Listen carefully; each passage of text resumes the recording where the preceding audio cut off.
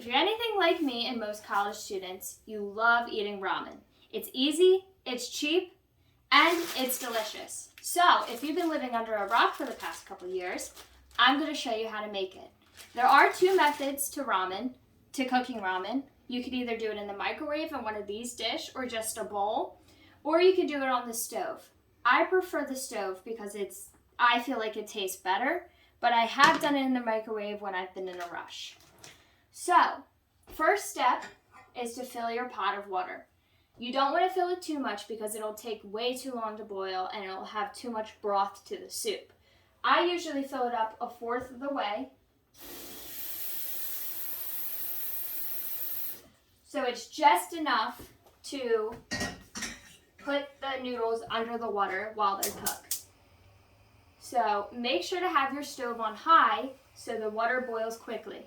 This would probably take a minute and a minute and a half to boil. So after the water's boiling, you open your ramen and you take out the block. A lot of people like to split the block in half, but I just put the whole block in there. But a tip is you need to be careful because it might splash your hand. So, and it doesn't feel that good when it happens. So you put it in the boiling water and you take your fork and you push it down.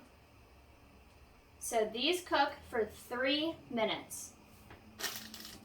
The longer it cooks, the softer the noodles get, just like most pasta. And you have to be careful because there always is like crumbs in your package, but I know you'll be careful. So after your noodles are done cooking, you cut open your flavor packet and you shake it all down to the bottom and you put it in. This is when you turn off your heat and you put all the flavor in. Make sure to get all the flavor because it's just better with the flavor. So you'll stir it around and let the flavor soak in for a minute. This is where you have options after that minute. You could either have it as a soup with the broth and the noodles. You could have it just with the noodles, or you can add some add-ons. Add-ons are always fun and they make it unique. So once you have your bowl of ramen, here are 3 options you could have. You can have it with soy sauce, you can have it with garlic powder, or you can have it with the egg. The egg you must put in the water before you put it in the bowl, just so it can cook. I prefer the egg, and I usually put an egg in, but if I'm in a rush again, I don't have time for the egg. So my 2 questions for you are, what's your favorite flavor of ramen? Mine is chicken.